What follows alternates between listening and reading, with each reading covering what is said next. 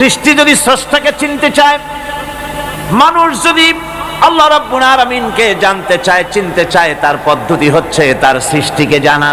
তার সৃষ্টির মাধ্যমেই তাকে চেনা যাবে।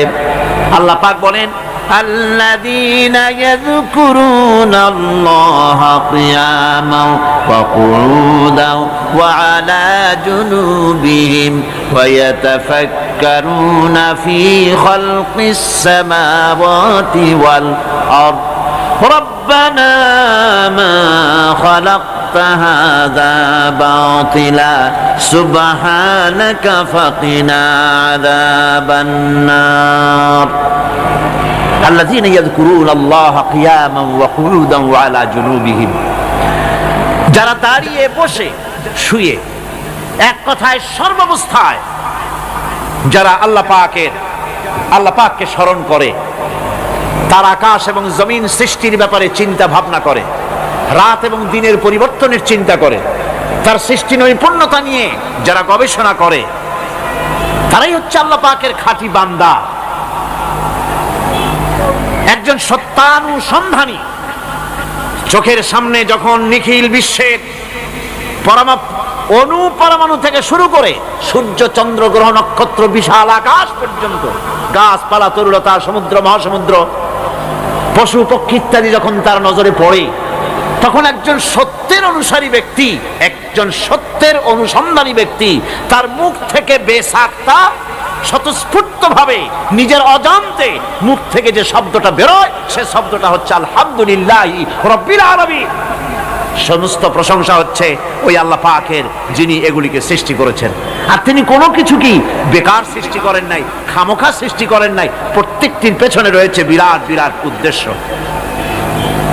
এখানে মানুষের সবচাইতে বড় ভ্রান্তি, মানুষের সবচাইতে বড় ভুল, সেটা হলো এই, দুর্ভাগ্যজনকভাবে সকল সৌন্দর্যের মহাশিল্পী আল্লাহ পাককে মানুষ ভুলে যায়। তারা প্রশংসা করে নদীর, প্রশংসা করে নারীর অঙ্গ প্রত্যঙ্গ নিয়ে তারা কবিতা লেখে, নারীর সৌন্দর্য নিয়ে কবিতা লেখে, সাহিত্য রচনা করে, সূর্য নিয়ে, চন্দ্র নিয়ে, চাঁদের মায়াবী জ্যোৎস্না নিয়ে, এর সুন্দর সুষমা নিয়ে কবিতা লেখে, প্রজাপতির রং দিয়ে গান তৈরি করে, ফুলের সৌন্দর্য এবং তার সৌরভ দেখে মানুষ পাগল হয়ে যায়। এগুলির পিছনে গান, সাহিত্য ইত্যাদি কবিতা রচনা করে।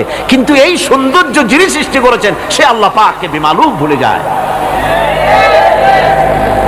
সেই জন্যে স্রষ্টার প্রশংসা করতে হবে। আল্লাহ পাক শিখাচ্ছেন, শুরুতেই শিখাচ্ছেন, আলহামদুলিল্লাহি রাব্বিল আলামিন। পড়েন সবাই, আলহামদুলিল্লাহি রাব্বিল আলামিন। আল্লাহ রাব্বুল আলামিন তোমাকে যদি কোনো বিপদ দেন, এই বিপদ থেকে তোমাকে কেউ মুক্ত করতে পারবে না, কেউ বাঁচায় দিতে পারবে না। আল্লাহ যদি তোমার জন্য বিপদ রেখে দিয়া থাকেন, এই বিপদ থেকে বাঁচাবার ক্ষমতা কারো নাই। আর আল্লাহ যদি তোমাকে কোনো কল্যাণ দিতে চান, তাহলে সেই কল্যাণ প্রতিহত করতে পারে, সে কল্যাণের পথে বাধা দিতে পারে। আকাশে জমিনে এমন কেউ নাই। সুবহানাল্লাহ পড়ে। কাজে শক্তি তো সবটাই আল্লাহ রাব্বুল আলামিনের, ক্ষমতা সবটা কার? আল্লাহ সুবহানাহু ওয়া তাআলা। কল্যাণও করেন তিনি, আর অকল্যাণ যদি করেন, সে অকল্যাণ থেকে বাঁচবার উপায় নাই। কল্যাণ যদি করতে চান, ঠেকাবারও কারো উপায় নাই।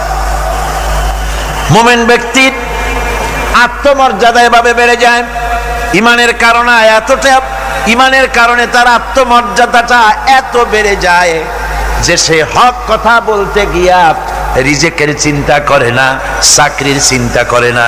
হক কথাটা যদি বলি, আমি সরকারি চাকরি করি, হক কথা বললে পরে চাকরি থাকবে না। ইমামতি করি, হক কথা বললে পরে চাকরি থাকবে না। এই জাতীয় হীনমন্যতা তার মনের ভিতরে জায়গা পাবে না। যেহেতু কোরআন তার শিখাইছে, কিসের ভয়? রিস্কের চিন্তা করো। রিস্কের চিন্তা করার কোনো দরকার নাই। কোরআন তোমাকে বলে দিয়েছে, ঈমান এনেছো তুমি যার উপরে, ইন্নাল্লাহা হুয়ার রাজ্জাকু যুল কুওয়াতিল মাতিন। নিশ্চিতভাবে আল্লাহই হচ্ছেন মহান রিজেক দাতা। নিরঙ্কুশভাবে রিজেকের চাবিকাঠি তারই হাতে।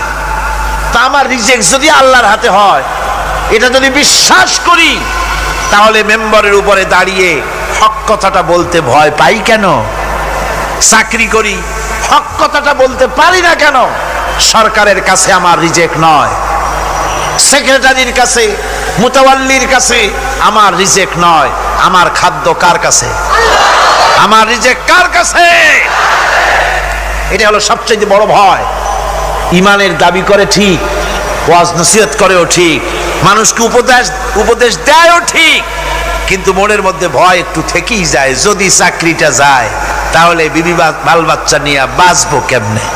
এটা থাকে মনের ভিতরে এক চিন্তা। একজন টিচার তার ছাত্রদেরকে শিখাইছিলেন যে বিসমিল্লাহর এত ফজিলত, নদীর উপর থেকে বিসমিল্লাহ বলে হাঁটে গেলে তাও হাঁটে যাওয়া যায়, খেওয়ার নৌকা ছাড়াই পানির উপর দাঁড়িয়ে যাওয়া যায়। একটা ছেলে, একটা ছাত্র এই কথাটা এমন বিশ্বাস করলো, নদীর পাড়ি দিয়ে, তার বাড়ি ছিল নদীর ওপার, প্রতিদিন খেওয়া পার হইয়া মাদ্রাসায় আসতো। বিশ্বাস সে করছে পুরাটাই, আর বিসমিল্লাহ বলে পাও দিয়ে হাঁটিয়া চলে গেল পার হয়ে। এটা কোনো কোরআন নয়, হাদিস নয়, শোনা কথা। তারপরে একদিন তার মা তাকে বলেছে, তোমার হুজুরকে একটু দাওয়াত দাও আমাদের বাড়িতে। হুজুরের দাওয়াত দিছে, মিলাদের দাওয়াত শুনে হুজুর তো খুব খুশি। তারপরে ছাত্রের সঙ্গে রওনা হয়েছে। নদীর ঘাটে এসে দেখে যে নৌকা নাই। আরে বাবা, নৌকা নাই, পার হবো কেমনে? কয় হুজুর কোন কি, নৌকার দরকারটা কি? আপনি না বলছেন বিসমিল্লাহ বলে হেঁটে যাওয়া যায়। আমি তো ওইটা শোনার পর আমি প্রত্যেক দিন তো এই কাম করি আসি, নৌকা টুকু লাগে না। আসেন না আমার সাথে। ছেলে বিসমিল্লাহ বলে হাঁটা আরম্ভ করছে পানির উপর দিয়া। ওস্তাদ চিন্তা করতেছে, আমি তো শুধু ওয়াজি করছি, আমল তো করি নাই, কি না কি হয় আল্লাহই জানে। পাজামা হাঁটু পর্যন্ত টাইনিয়া তারপরে বিসমিল্লাহ কয়ে পা দিছে, আর এক ছোটে চুবনি খাইয়া ভিতরে চলে গেছে। সুতরাং মুখ দিয়া বললে হবে না, বিশ্বাস করতে হবে, ইয়াকিন রাখতে হবে রিজকের মালিক আল্লাহ। হক কথা কাউকে ছেড়ে দেব না, এটা বলবোই।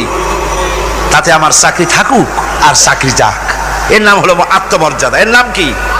আত্মমর্যাদা।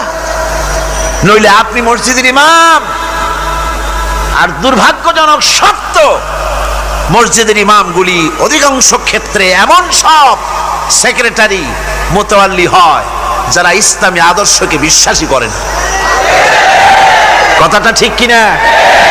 ধর্মনিরপেক্ষতাবাদী, কিন্তু মসজিদের সেক্রেটারি, মাদ্রাসার সেক্রেটারি, ঈদগাহের সেক্রেটারি।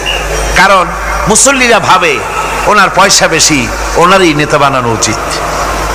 অথচ কোরআন নিষেধ করেছে এমন কোন লোক মসজিদের মুতাওয়াল্লি সেক্রেটারি হতে পারে না যে ব্যক্তি আল্লাহর পথে পরিচালিত নয়, যে আল্লাহকে মানুষের চাইতে বেশি ভয় না করে, যে ব্যক্তির ভিতরে দ্বীন নাই, ঈমান নাই, ইসলামী আদর্শ নাই, শুধু পয়সার বিনিময় সেক্রেটারি, মেম্বার, মুতাওয়াল্লি হয়ে বসে আছে, আর ইমাম ভয়ের চোটে কথা বলে না। আছেন এমন? আচ্ছা, হক কথা মাদ্রাসা, মসজিদ, ওয়াজ মাহফিল, চাকরির জায়গা, কোর্টে, কাছারিতে, আদালতে, সর্বত্র মোমেন ব্যক্তি বলতে পারবে তখন যখন ঈমান বিল্লাহ পোক্ত হবে। আল্লাহর প্রতি ঈমানটা যখন পোক্ত হবে, তখন সে বুঝবে এ চাকরি আমার পায়ের গোলাম।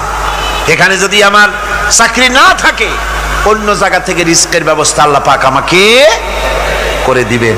এটাই হচ্ছে ঈমান বিল্লাহর প্রথম উপকারিতা। পয়লা নম্বরের উপকারিতা, মানুষকে পার্সোনালিটি সৃষ্টি হয়ে যায়, তার মধ্যে শক্তি আসে, ঈমানি মজবুতি আসে, তার মধ্যে শখসিয়ত আসে, তার মধ্যে ব্যক্তিত্ব আসে, আত্মমর্যাদা আসে, আত্মসম্ভ্রম সৃষ্টি হয়। এটা হলো পয়লা নম্বরের উপকার। ঈমান আনার জন্য আল্লাহর প্রতি মানুষ ঈমান আনলে পরে 2 নম্বরের যে উপকারটা হয় সেটা হলো মানুষের ভিতর থেকে অহংকার দূর হয়ে যায়। অহংকার থাকে না। যে ব্যক্তি ঈমান বিল্লাহ যার ভিতরে ঢুকে যায়, আল্লাহর ঈমান পরিপূর্ণ রূপে এসে যদি যায়, তাহলে তার ভিতরে অহংকার থাকে না। কেন থাকে না? অহংকার থাকে না এই জন্য, যেহেতু মুমিন ব্যক্তি জানে আল্লাহ রাব্বুল আলামিন জানে, আল্লাহ রাব্বুল আলামিনের সামনে বান্দা জানে, কথা বুঝতে পারে, কোরআন পড়ে জানে যে আমি আল্লাহর সামনে সম্পূর্ণ অসহায়। অসহায় যে যার কিচ্ছু নাই, সে কি অহংকার করতে পারে? অর্থ নাই, বিত্ত নাই, কিছু নাই, সে কি অহংকার করে? অহংকার কারা করে? অহংকার করে যাদের অর্থ আছে, বিত্ত আছে, শিক্ষা আছে, বিদ্যা আছে, স্বাস্থ্য আছে, জমি আছে, জমা আছে, বাড়ি আছে, কল আছে, কারখানা আছে, গাড়ি আছে, এরাই না অহংকার করে। কিন্তু ঈমান বিল্লাহ যখন আসি, তখন সে বুঝতে পারে আমার শক্তি কোনো শক্তি নয়। ওয়া হুয়াল কাহিরু ফাওকা ইবাদি। সমস্ত আল্লাহ রাব্বুল আলামিন বলছেন সমস্ত বান্দার উপরে কর্তৃত্ব হচ্ছে আল্লাহ পাকের। আল্লাহর কর্তৃত্ব থেকে বেরিয়ে আসার ক্ষমতা কারো নাই। সবচাইতে শ্রেষ্ঠ শক্তি কার? আল্লাহ পাক। ওই আল্লাহ রাব্বুল আলামিন বলেছেন, চ্যালেঞ্জ করেছেন, যদি সম্ভব করতে পারো, অহংকার করতেছো, বড়াই করতেছো, যদি সম্ভব করতে পারো আমার জমিন থেকে বেরিয়ে যাও। যদি সম্ভব করতে পারো, অহংকার তো খুব করো, বাস করো আমার জমিনের উপরে, খাও আমার ফসল, জীবন আমি দিলাম, চক্ষু আমি দিলাম, আমার চোখ দিয়ে দেখো, আমার দেওয়া কান দিয়ে শোনো, আমার দেওয়া বিবেক দিয়ে চিন্তা করো, সব তো আমি দিয়েছি, তারপরেও যদি অহংকার করো। ইয়া মাশারাল জিন্নি ওয়াল ইনসি ইন ইসতাতাতুম আন তানফুযু মিন আকতারিস সামাওয়াতি ওয়াল আরদ ফানফুযু লা তানফুযুনা ইল্লা বিসুলতান। হে পৃথিবীর মানুষেরা, হে পৃথিবীর জিনেরা,